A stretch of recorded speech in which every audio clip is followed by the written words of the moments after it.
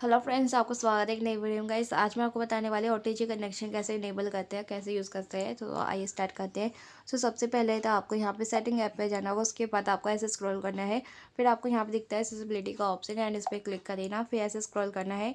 फिर वैसे मेरे पास रियलमी का फ़ोन है एंड उसके बाद आपको यहाँ पर दिख जाएगा ओटीजी कनेक्शन एंड इसे ऑन कर देना।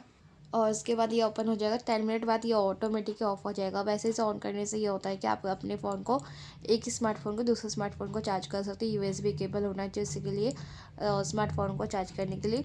एंड और गाइस यहाँ पे कैमरा सीसीटीवी जो कैमरा होता है उसके वजह से होता है, ओटीजी कनेक्शन की वजह से कनेक्ट।